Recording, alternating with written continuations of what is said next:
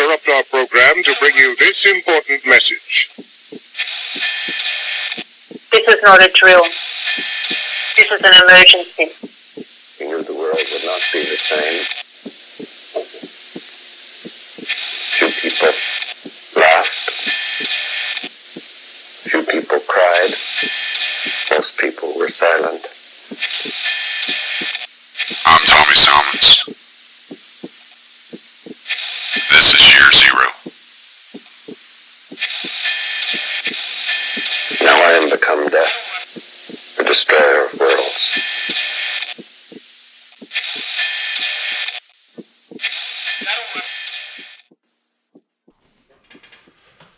All right, I am back. I am apologizing for my absence on Monday. I was actually supposed to go to Childerberg on Saturday and Sunday, and ended up getting stuck out on the road until 11 o'clock Sunday night. And then yesterday, when I tried to record an episode, I had some technical issues. I could not get my microphone to work. I was having some issues getting it picked up. So I ended up having to put it off until today. But they gave me a chance. I was on my way to Houston yesterday to pick up my boys, because I'm on vacation this week and playing farmer. I'm going to be out in the yard doing yard work all week long. And it gave me an opportunity to listen to some talk radio, which I hadn't done in fucking years. And, one of the shows I used to listen to, I was able to pick up yesterday. It was Michael Berry, and I caught the last 20 minutes of Michael Berry's radio show yesterday afternoon. And other than talking about a job fair that he's holding at his country club that he runs, which isn't really a country club. It's kind of like it's like a redneck bar you have to have a membership to, from what I understand. I've never been, but excuse me, sinuses. It's not going to be any better tomorrow when I record. Pardon the noise. My dog is begging for something. And I think he wants to go outside. But he was. It's weird that you can turn on these mainstream. I wouldn't even say he's mainstream. He's kind of a what people call a conservatarian, which I have because I come from that school of thought. I guess it's kind of like being an ex-smoker. It's like I have a lot of arguments with the conservatarian side, because it's ideologically, it's complete hypocrisy. It's a complete contradiction of terms. And, but it took me a long time to figure that out. And I don't expect anybody who's cemented into their ideological view to really figure that out. But I was listening to him, and I started thinking, and one of the things that was said, and it was one of the most ridiculous. He didn't say it. It was from a news report. I can't remember the gentleman who was actually doing the news report. I can't remember his name. But what he said was, we're having here recently, we've have more evidence that socialism doesn't work, and that socialism is the great evil of our time, and that the majority of the refugees coming up from South America are now coming up from Venezuela because of socialism. And it's really it strikes me as odd, because socialism has its flaws, and it doesn't view economics in the right way, and it comes at it from a very flawed strategy, whereas it adheres to the labor theory of value, which anybody that spent 15 minutes thinking about supply and demand, how you value products, how you value services, would be able to determine that the labor theory of value is a complete and total fraud. And one of the famous arguments against the labor theory of value is the creation of pencils. If you think about what goes into making a pencil and all the different parts of a pencil and what it takes to secure those resources and make a pencil, and how much labor goes into creating that pencil, you would be charging hundreds of dollars for a single pencil if the labor theory of value was correct. But a pencil costs what, 50 cents or something like that? 85 cents, something like that. And how is this possible? Because you have to have people mining the aluminum. You have to have people making the rubber. You have to have people mining the graphite or the lead or whatever they use. And you have to have lumberjacks cutting down the trees. And you have to have people shaping the wood, hollowing it out, inserting the graphite into the tube of wood, putting the aluminum around the end and the rubber eraser on the end. And then you're not even getting into the shipping cost of moving around materials. You're not getting into the maintenance cost of the vehicles. You're not getting into any of those things. So you could just automatically see that labor theory of value is ridiculous on its face. That there's no one that would spend hundreds of dollars for a pencil. Like, you just wouldn't do that, because subjectively, a pencil isn't worth $100 to you. I know it's not worth $100 to me. You know, I mean, I'll find a pack of pencils at the store. I don't even really buy pencils. I'm sitting here looking at two right now, but they were my dad's old pencils that, you know, and my dad is a artist in his spare time. I don't know if he still draws and paints and stuff. I don't think he's done that in quite a few years, but whenever he was drawing and painting and things of that nature, he would buy pencils because, like, he would want to be able to sketch out, you know, and so pencils were worth more to him than they are to me. Whereas I don't use pencils for anything. I have absolutely no use for a pencil, you know. So subjectively, like, it's like a pencil's like worthless to me. Like, there's no use for it. So it just shows you at just the base level that value is subjective. But so socialism is a problem, but it's not the problem that they say it is. In one of the books, I've gone back and I was listening to this week, or last week, that I hadn't listened to in a while. And I say listen to because I found it for free on YouTube. You can go find it.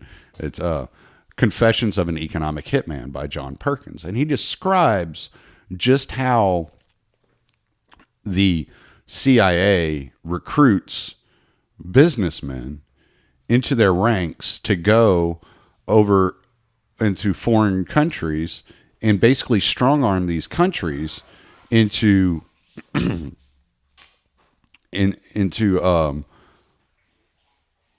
operating under the American corporate system at the expense of their own people within their countries.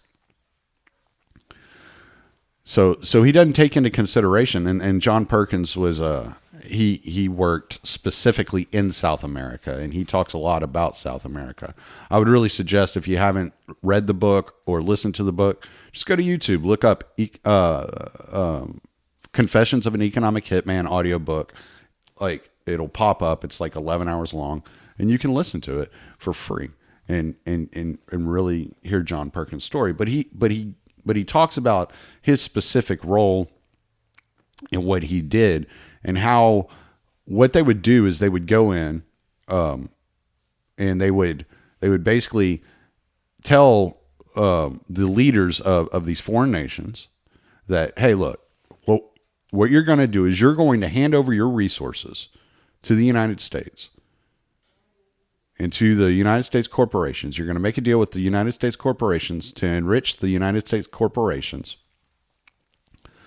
And then we'll pay you such and such amount in return, and you'll get rich off of the back of the United States corporations, right?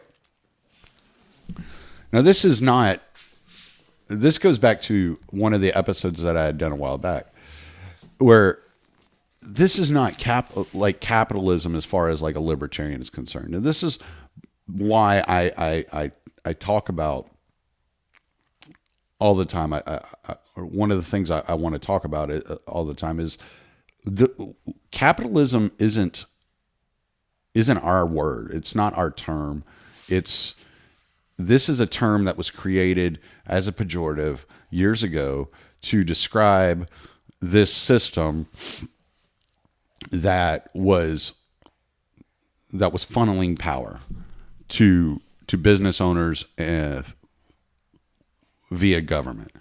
So when we're looking at the capitalist system, we have to understand that what we're thinking of, the free market, true free markets, open trade, and true free markets don't exist and never have existed in the terminology that we want to use it in. And I've made jokes online before that, oh, well, true capitalism has never been tried. You know, making fun of socialists and communists that always say true socialism has never been tried. True communism has never been tried. The thing is that we can't allow ourselves to fall in that same trap to where we're defending a term that's indefensible because the way the term has been used and manipulated. I've said it before, like when I listen to people talk about the left, right? Like my immediate thought is, well, Bastiat was on the left and he was right. You know, Thomas Jefferson was on the left. He was right. But that's not what the left is today. That it's been co-opted and hijacked by socialists and by large government, like government worshipers. And so the left is no longer a freedom movement. The left is an enslavement movement. And we have to adjust our methods of coming at this. But that being said, I think the more I think about it, the more I think it works in our favor. And I'll get back into this. But let's continue with the Venezuela topic for a second. So this guy never addressed the fact that United States interests went down into Venezuela at some point in the past, threatened Venezuela, and tried to strong arm Venezuela into giving up their resources to American corporations in order to enrich American corporations and leaders of Venezuela at the expense of all the other people in Venezuela. And that's something that's never talked about. Or if it's talked about, it's not talked about on a wide scale. So one of the things that John Perkins discusses that they did in the way that they went through with this is he said what they would do is they would go in and they would try to strike a deal. And they would try to do this peacefully at first. So they would go in and they would try to strike a deal. And basically what they're asking, and it really concerns oil more so than other industries, but there are other industries involved. And if you want to look at what's going on with the oil industry, you can look at the Amazon rainforest and how many oil companies are buying up the rainforest property and drilling for oil down there, because it's believed that there are just as many reserves in the Amazon rainforest as there are in the Middle East. So these people are going through there and they're tearing up the environment down in the Amazon, and they're destroying the rainforest, and they're in order to enrich the corporations and themselves. They're not doing this for the good of mankind. They're not doing this for the good of the environment, quote unquote. And I'm not an environmentalist by any stretch of the imagination, but I do recognize that tearing up land and tearing up nature is not a great thing. I mean, I would like to go into the Amazon and actually experience, that form and that primitive form of nature in its most, virgin form. I don't want to be going through the Amazon seeing a bunch of fucking oil rigs all over the damn place. You know what I'm saying? So they would go in there and they would strong arm these, basically bribe these governmental leaders. And if the governmental leaders refused to adhere to American corporate policy and to shape their political system around American corporate policy, the CIA would send in what they call the jackals. These are the men of the CIA that are tasked with the role of going into countries, starting revolutions, and overthrowing governments violently through coups and things of that nature. If the jackals were unsuccessful in their coup attempt and turning over power to American corporate interests and creating and inserting a dictator within that country, and creating a structure in which that country was adhering to American corporate interests, then what would happen was the United States military would then be used and be sent in to these countries to start a war with these countries. Now, we see this all over the world.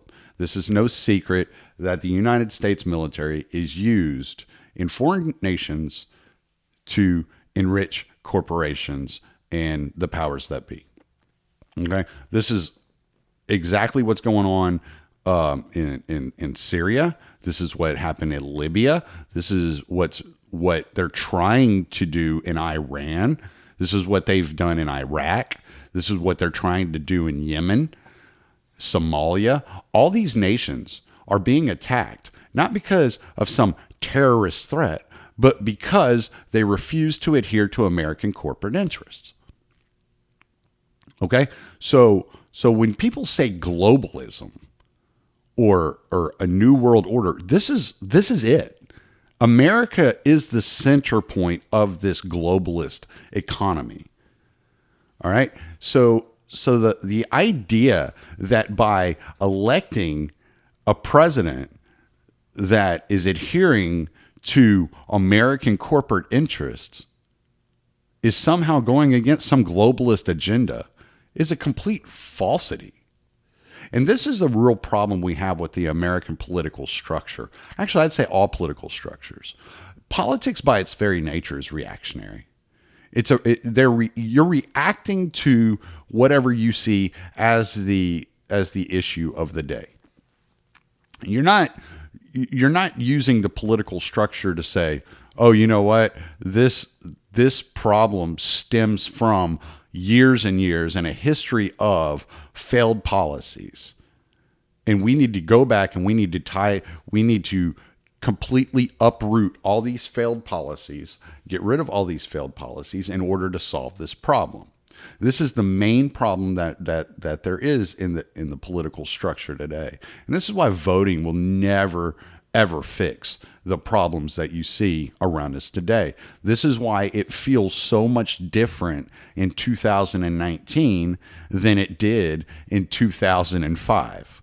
There's this continuation, this just like it's snowball effect from policies that have been stacked on top of each other year after year after year. One policy to solve one problem, and then a policy to solve the problem that the previous policy created, and so on. And it just snowballs, and it keeps funneling power to the central authority of the United States government, taking power out of the hands of the United States people.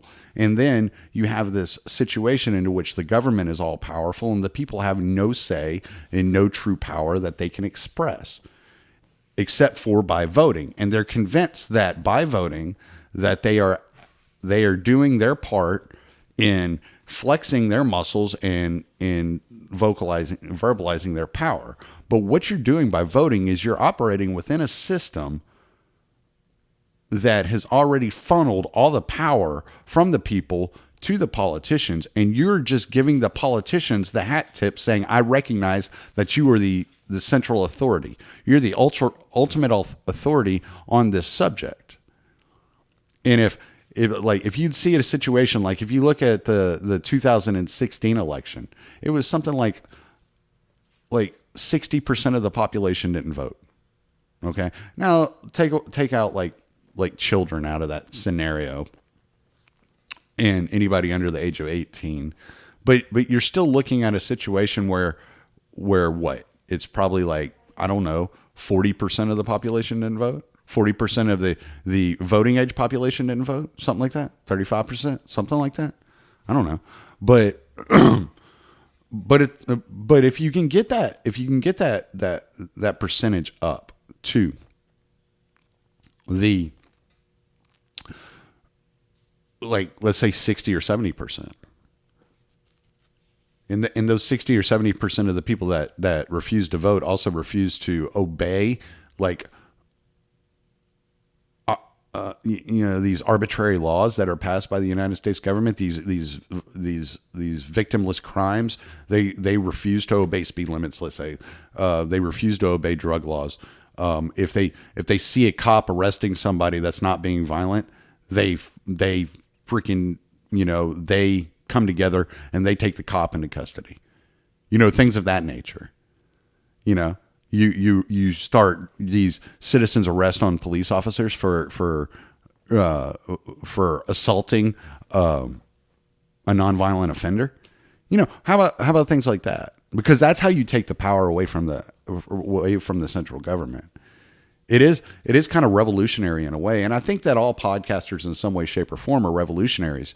But it's revolutionary in a point where we're like, well, look, we don't want to be violent. We just want to spread this information, and we're speaking out. And we're speaking truth to power. We're speaking out against power structures, and we're saying, hey, these guys are not legitimate, power structures. So this is one of those things that I've been thinking about that is kind of a. There's good, there's bad to it. There's sorry about the dog noises. Hey guys, hey, go. Yeah, sorry about that. Dogs want to come in here and play under my feet. So there's this idea that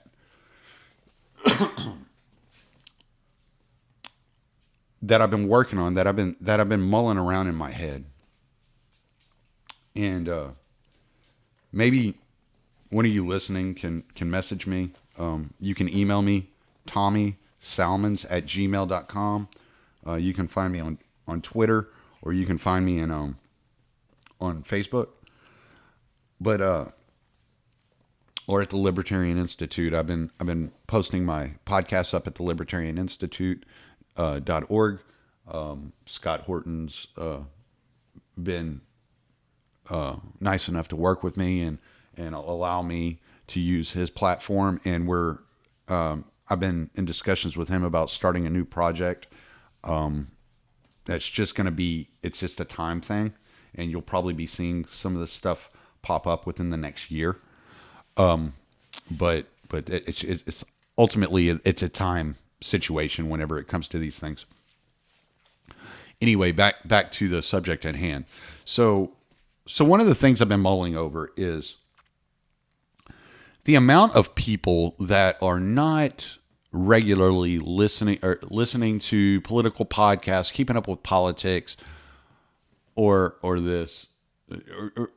reading news stories, the guys that are the people that are going through their daily life, watching Sports Center, listening to sports radio, hanging out with their buddies on the weekends, having a few beers, they have their little hobby that they spend a lot of time on in the evenings when they get home from work and things of this nature. And these people, if you really think about it, they're ultimately anarchists without the philosophy, without the political labeling on them. These people go through their daily lives and their daily routines with zero thought of the government and the government's influence in their lives. When they do have to interact with the government, they usually despise the government's interactions. They hate going to the DMV. Most of them choose to use FedEx or stamps.com or something like that rather than going to the post office. They don't like dealing with these things. They would much rather the government not have any role in their life. If a cop pulls up to their house, they get nervous and they're like, what does this thug want? Maybe not in those exact terms, but they're not happy to interact with with police. So in the natural state of these people is anarchic. They are anarchists. They want to just live their life, be left alone, and just go on about their business. They don't want to be bothered with the geopolitics of the world. They don't want to be bothered with political discussion. They don't want to be bothered with the ideas of these rulers in government governing us and going after like coming after our liberties and passing laws that infringe on liberty. They just want to be left alone. They want to live their lives. They don't want to fuck with these people. And in a lot of ways, I fall into that category other than I pay attention now, but I used to not pay that much attention. I used to just kind of be like, oh yeah, I'll listen to Glenn Beck. I find him entertaining and I think he's right. The problem is that when they do interact with the ideas of politics or with government, they feel like they only have two options. And the system is structured in such a way to where you have these two options. You have the option of Republican, you have the option of Democrat. You can call them what you want. You can call Democrat left or liberal or progressive. None of the words to me actually really mean anything anymore. It's all a bunch of bullshit tribalism that people are trying to put these crazy labels on things that don't even make any fucking sense half the time. But whatever, call it whatever the fuck you want. You got Republicans, you can call them conservatives, neocons, freaking jackbooted thugs, warmongers, whatever the hell you want to fucking call them. I don't give a shit what you call them. So when they do look up from their daily lives and they see some sort of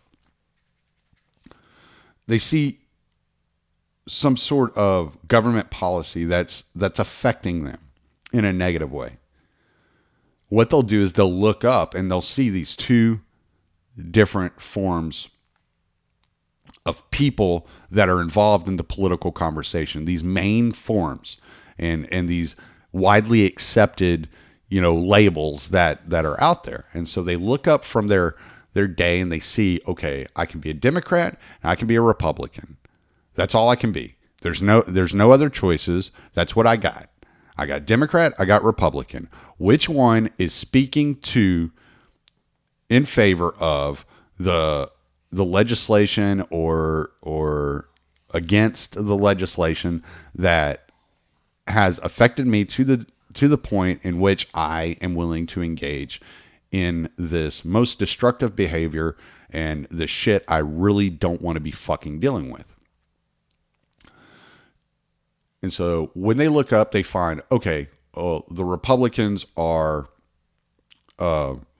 speaking out against welfare, and I've noticed that here recently, There's been a lot of crime and poverty entering my neighborhood, and these people are, causing problems or whatever, and I attribute it to the welfare system and to the Democrats' fucking policies. So I'm a Republican.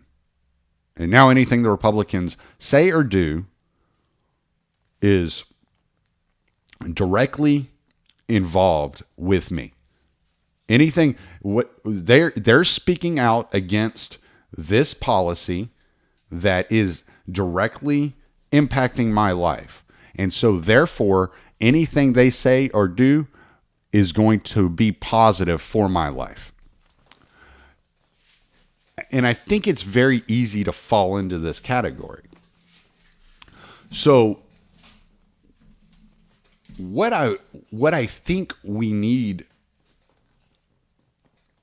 we need more podcasters. We need more writers. We need more voices. We need more art. We need a new Ayn Rand, whether it's writing a movie script or whatever. But we need to be able to start pointing out, without being ultra political, but to our friends that may say something, and they're not the political types. They're not the people involved in the politics.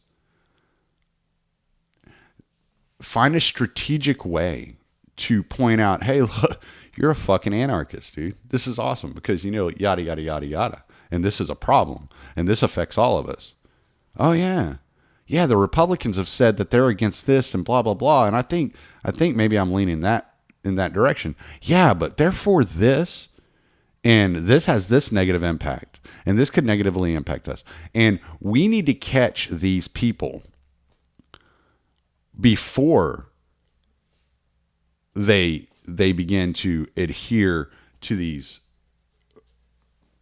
binaries that are put in front of them on a regular basis. In order to do that, what we must do is we need to start being more creative and using our creative powers in such a way. Our powers, I'm fucking Superman or some shit. Our creative instincts and our creative abilities in such a way that we can attract those people in such a way that they flock to us and we're not trying to convince them, right? Give them enough information to make them want to ask questions. Just plant the seed. Don't try to bash them over the head with information. And I'm guilty of that because I get into it, man, and I just start throwing out shit. And I'm just like, did you know? Did you know? Did you know? Did you know? Did you know? Did you know? And Michael Malice has he has the greatest fucking line. He's like, you should take a red pill, but don't take the whole bottle, right? And so I know I fucked that quote up, but that's generally what he's saying. He's just like, take one, don't take the whole bottle. You're gonna end up going down this fucking crazy rabbit hole that'll lead you to fucking some weird, crazy ideology of like Nazism or something like that. And he's like, just steer clear of that. And I said all this. Number one, I want y'all all to read Confessions of an Economic Hitman. I think it's a very important book, and I think it's a very good book. I think it came out in 2004. I think he revised it in 2009 or something like that. When I say revised, he expanded upon it. I think he added like 2 or 3 chapters to it. Anyway, but Pete Raymond, Free Man Beyond the Wall. I'm not sure if you're aware. He's in the process of working on a documentary called Stateless. And it's going to cover the history of government and what a stateless society would look like. And that's pretty much what I've gathered at this point in time. But one of the things he's done is they've started a crowdfunding they've started. I'm sorry, they've started crowdfunding, and I think they're using Indiegogo. What you can do is you can go on Facebook and you can look up Stateless Productions, or you can find Pete Raymond on Facebook, and get in touch with him. Find out, get all the links and everything. I'll put a link on Libertarian Institute so that y'all can get involved and fund this, and we can start seeing more creative voices and more informative voices get out there, and getting these information and ideas out in different ways other than just podcasting. And I think podcasting, I enjoy it, and I have a lot of fun with it, and it's a really nice release to me. It gives me a microphone to talk to. I feel like I'm talking to y'all because I know who a lot of my listeners are, and we do engage in outside of the podcast. And I encourage all of you, if you enjoy my podcast and if you've not ever engaged with me, feel free. You're more than welcome to engage with me on any subject whatsoever. If you think I'm wrong on something, tell me I'm a fucking idiot, and we'll have that conversation. And who knows? I may be wrong. I've been wrong before. It's not going to be the last time. It certainly isn't the first time that I'm wrong on something. So yes, like let's go with that. But yeah, definitely look at helping Pete out in crowdfunding this documentary. It's going to be really informative. It's going to be really great. Stateless Productions is the Facebook page, and then you can look up his personal profile, Pete Raymond, and send him a friend request or follow him or whatever. Just reach out to him. He's really easy to get in touch with. You can also email him, manceraider14@gmail.com, if I'm not mistaken. I'll also put his email address in the link here. So yeah, man, just keep brainstorming, keep your ideas rolling, keep your ideas flowing. Don't be afraid to step out there.